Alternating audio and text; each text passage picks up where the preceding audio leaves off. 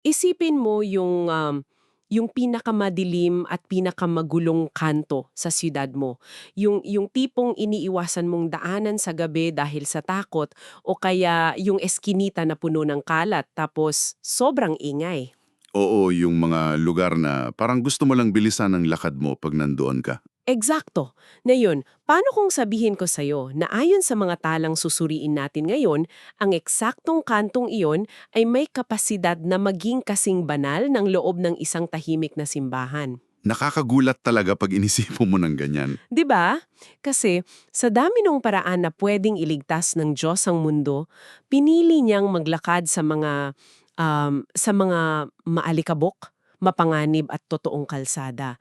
Kaya para sa iyo na nakikinig ngayon, oo, ikaw na laging uhaw sa kaalaman pero ayaw malunod sa sobrang daming teorya, ang malalimang pag-uusap na ito ay sadyang ginawa para sa iyo. Tama.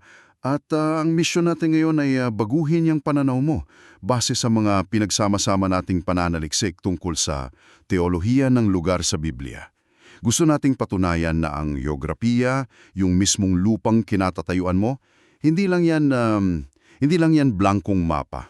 Isa itong moral at espiritual na entablado, 'di ba? Kasi Isa sa pinakamalaking pagkakamali natin pag nagbabasa tayo ng kasaysayan ay yung isipin ng Diyos nagliligtas sa isang parang abstract na paraan. Kumbaga parang isang konsepto lang sa alapaap na walang kinalaman sa pisikal na mundo. parang magic spell na binanggit lang from afar. Eksakto, pero hindi ganon. Gumagalaw siya sa mga totoong espasyo, sa loob ng mga bahay, sa mga mataong palengke, sa mga tiyak na hangganan ng mga bansa. Ang pinaka-fascinating dito ay yung katotohanan na madalas nating ituring ang lugar bilang neutral na lalagyan lang. Parang background lang sa pelikula. Oo, pero sa mga tekstong ito, ang lupa ay pwedeng maging banal o kaya'y dumaang sa ilalim ng sumpa depende sa kung paano ito tinitirahan ng mga tao. Okay, himayin natin ito. Magsimula tayo dun sa pinakasimula. Napansin ko kasi sa mga sources natin na ang buong kwento ng Biblia, hindi siya nagsisimula sa isang malalim na philosophical na debate.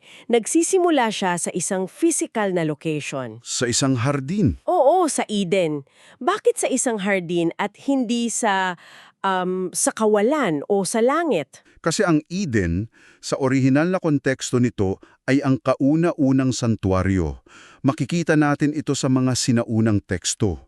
Hindi lang ito parang isang magandang parke na may mga puno. Wait, hindi lang siya perfectong sakahan? Hindi. Banal ito dahil iyon ang espasyo kung saan malayang naglalakad ang Diyos kasama ng tao. Ang malinaw na mekanismo rito ay yung presensya ng Diyos ang nagbibigay ng halaga sa espasyo. Nilikha ang tao para manirahan at mag-alaga sa isang partikular na lugar.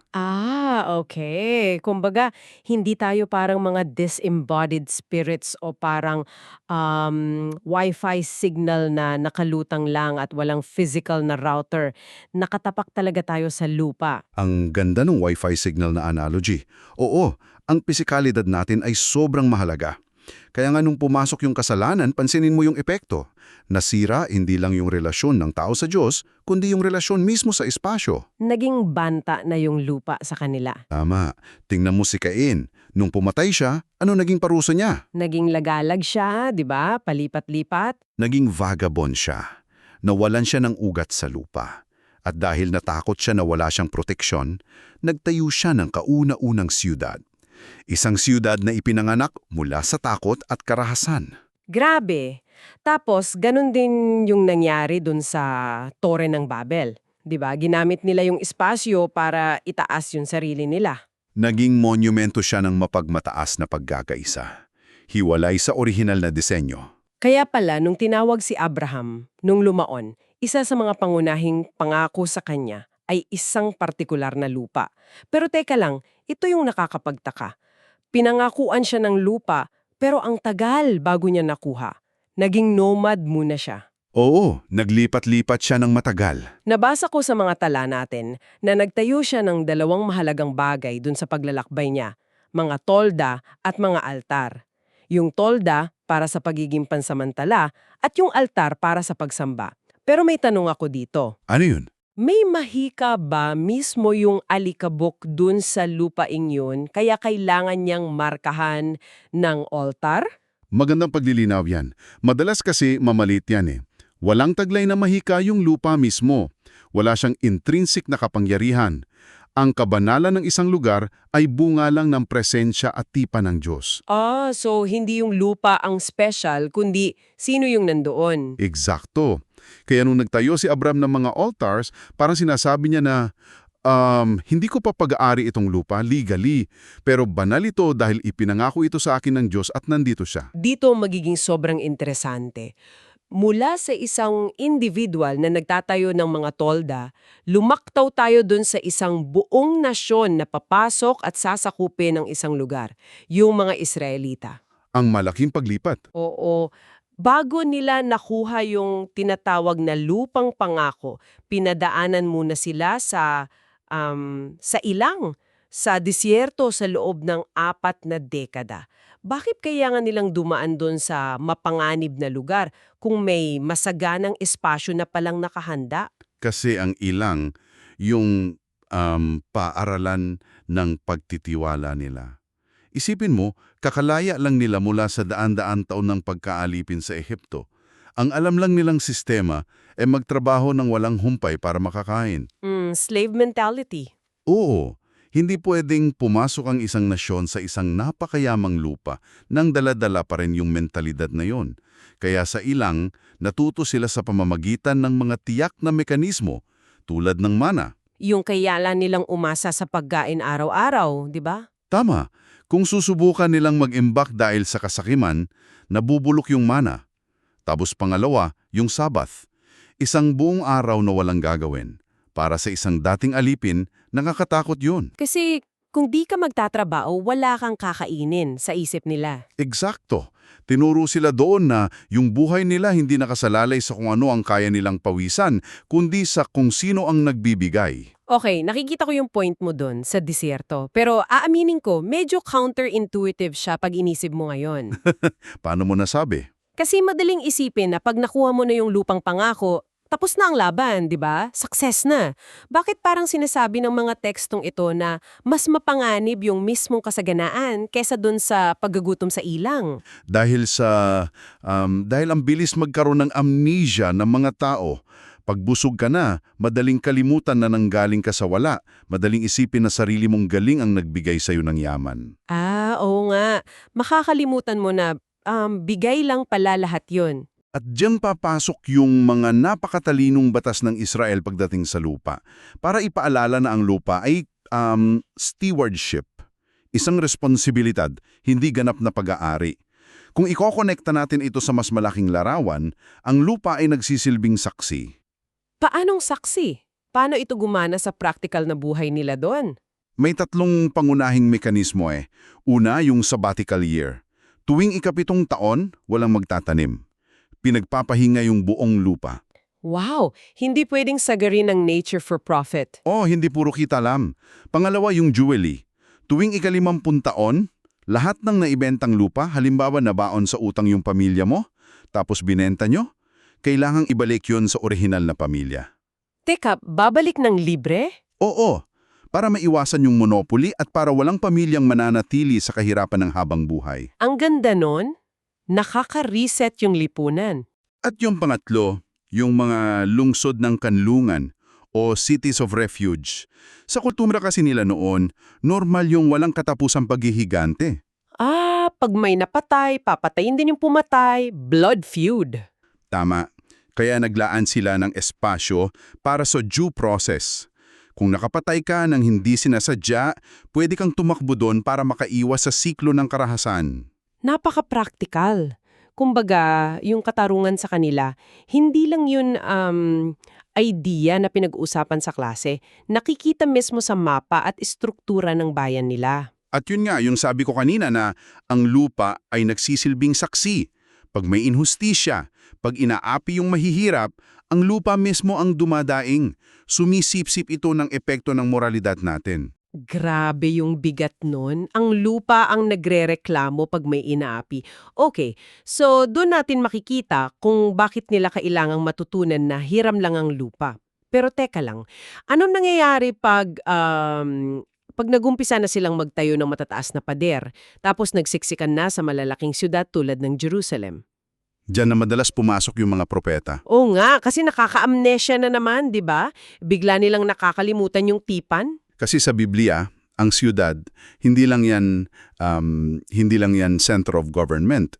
Isa siyang lente na nagpapakita ng kolektibong moralidad ng mga tao. Pag nagsiksikan ng mga tao, nagiging komplikado ang sistema. At mas madaling magtago ng kasakiman. Eksakto. Tingnan mo si Isaias, kinondena niya yung mga nagdurugtong ning bahay sa bahay at bukid sa bukid. Diretang paglabag yun sa Jubilee. Gusto nilang solohin yung lupa hanggang sa wala nang matirahan yung mga ordinaryong tao. O kaya si Amos. Matapang niyang tinuligsa yung mga taong ang ingay magsipagsamba, pero sa mga palengke, grabe mang-api ng kapwa. Alam mo, naiisip ko tuloy na yung siyudad parang parang amplifier. Paanong amplifier?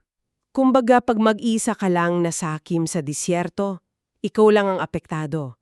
Pero pag isinaksak mo yung kasakiman mo dun sa siyudad, kung saan dikit-dikit yung mga tao at may mga batas, nagiging malaking makina siya.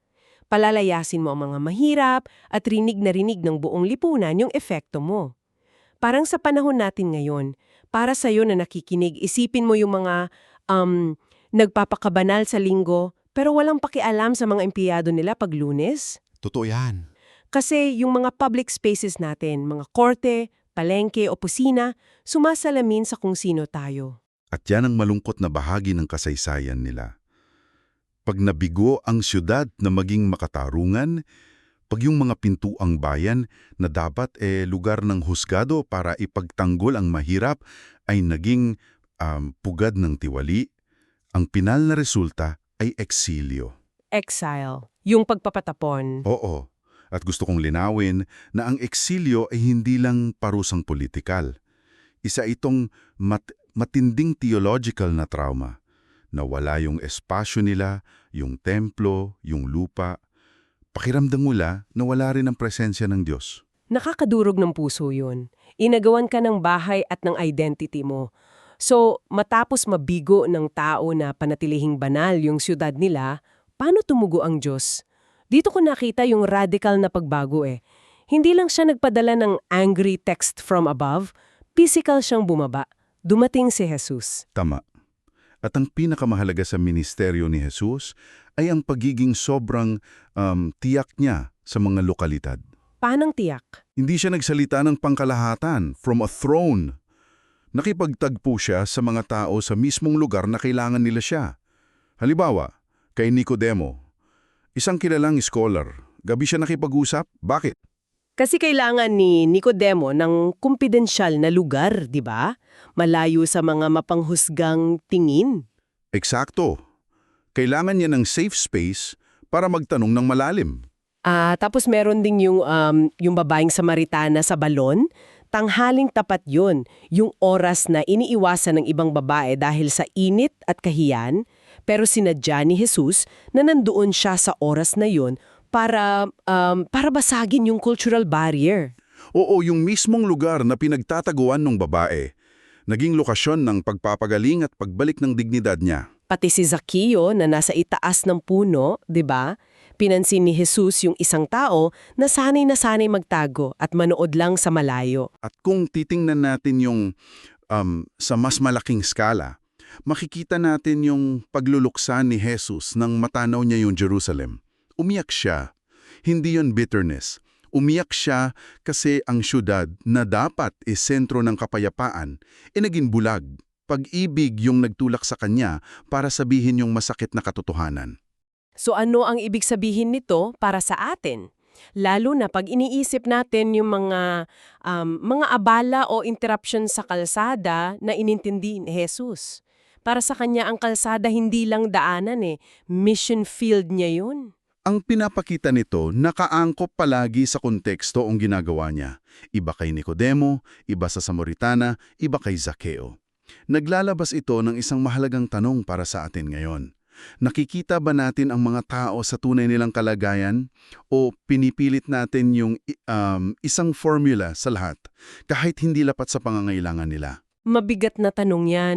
At dyan papasok yung malaking hamon sa susunod na yugto ng mga sources natin. Pagkatapos umakyat ni Jesus sa langit, paano kakalat yung pananampalataya na nagsimula sa isang napakaliit na lugar papunta sa buong mundo ni hindi nawawala yung original na identity nito? Diyan natin titingnan ang aklat ng mga gawa. Susuriin natin kung paano gumalaw ang unang simbahan. Paborito ko yung laging binabanggit na bahay-bahay. Hindi sila nagsimula sa pagtayo ng malalaking building, nagsimula sila sa hapagkainan. Kainan lang talaga. Oo, naging sentro ng teolohiya nila yon. Kasi sa lamesang yon, nabasag lahat ng social classes. Kasi nung panahon na yon may mahigpit na paghihiwalay sa society, di ba? Alipin, malaya, mayaman, mahirap. Tama, pero dun sa hapagkainan, kumakain silang magkakasama bilang magkakapatid. Nawasak yung Roman at Jewish social barriers. Napaka-radical nun para sa kultura nila.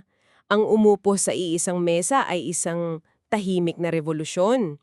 Tapos napansin ko rin yung adaptability ng sinaunang simbahan. Tingnan mo yung difference pag nangangaral si Pedro sa Jerusalem sa mga kapwa niyang Hudyo, Old Testament yung gamit niya. Dahil pamilyar sila doon. Oo. Pero nung si Pablo, nasa Athens, kung saan sentro ng philosophy at mga Greek, hindi siya nag-start kay Moises. Ginamit niya yung sarili nilang tula at kultura para ipakilala si Kristo. At nakakatuwa na yung mismong pag-uusig o persecution nila ang nagtulak sa kanila palabas ng comfort zone. Hindi dahil comfortable sila, kundi dahil ginipit sila, kaya sila naglakbay. Pero nasaan man sila, iniaangkop nila ang mensahe. Lang, i-push back ko ito ng konti. Maraming kasing mag-iisip na baka mapanganib yan. Ibig sabihin ba, naging efektibo sila kasi hindi sila nag-copy-paste ng method? Pero pag binago mo yung pamamaraan, di ba, nanganganib na makompromiso mo yung mismong mensahe. Magandang punto yan at marami talagang nalilito dyan. Kailangan nating makita yung difference. Ang pag-angkop ay hindi pagkompromiso. Yung sentro ng mensahe nila sino si Jesus at ano ang ginawa niya, hindi nagbago. Matibay pa rin. So yung core hindi nag-iba. Tama. Ang nagbago ay yung packaging at kung paano pumasok sa usapan. Parang tubig. Paanong tubig? Kapag ibinuhos mo ang tubig sa bilog na baso, nagiging bilog. Pag sa kwadrado, nagiging kwadrado. Kumukuha siya sa hugis ng lalagyan, pero tubig pa rin yun. Nakakapawi pa rin ang uhaw. Ganyan din sila. Inangkop nila yung mensahe, depende sa sugat at sa lingwahe ng isang lungsod. Iba ang approach sa Athens na puro filosofiya kaysa sa ibang siyudad na lugmok sa kahirapan, pero iisang Jesus pa rin ang dala nila. Ang ganda ng analogy na yon. Tubig na kumukuha ng hugis para mas madaling inom ng mga uhaw. At yan tayo dumadating sa pinakaugat ng ating malalimang pagsusuri na yon. Para sa iyo na nakikinig sa amin, madalas kasi nating hiwalayin yung espiritual na buhay sa physical na realidad natin. Pero isipin mo, ang kwarto mo, yung opisina mo, yung kalye nyo, hindi aksidente ang mga yan. Ito ay mga formation spaces na humuhubog sa pagkatao mo at sa pamamagitan mo, hinuhubog mo rin sila. At yan ang pinakamahalagang aral dito, ang tunay na restorasyon. Sa Biblia, ang restorasyon hindi lang basta pagpapatawad para makatakas tayo sa mundo at pumunta sa langit balang araw. Hindi siya parang exit ticket lang. Hindi. Ang restorasyon ay nagsisimula ngayon. Ang muling pagbuo ng mga gumuhong espasyo. Layunin ng Diyos na ayusin kung paano tayo makitungo sa paligid natin at kung paano tayo nagpapatupad ng hustisya sa mga ordinaryong espasyo. Eksakto. Hindi tayo naghihintay lang ng katapusan. Inatasan tayong maging ahente ng pagbabago sa mismong kinatatayuan natin. Kaya bago tayo maghiwalay, gusto kitang iwanan ng isang kaisipang magpapagulo ng konti sa isip mo.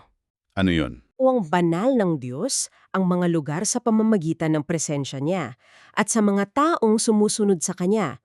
Kaya tatanungin kita, anong uri ng heograpihan ng grasya at katarungan ang iniiwan mo sa mismong espasyong kinatatayuan mo ngayon?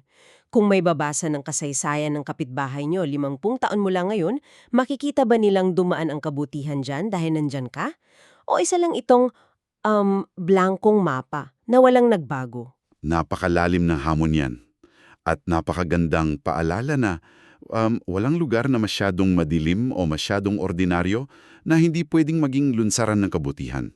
Maraming salamat sa pagsama sa amin sa malalimang pag-uusap na ito. Sana nabago namin kahit paano yung pagtingin mo sa mga mapa at sa kalsada mo. Patuloy mong gawing makabuluhan ang bawat hakbang. Hanggang sa muli nating malalimang pagsusuri, paalam! Paalam at mag-iingat palagi. Maging liwanag kayo sa inyong mga espasyo.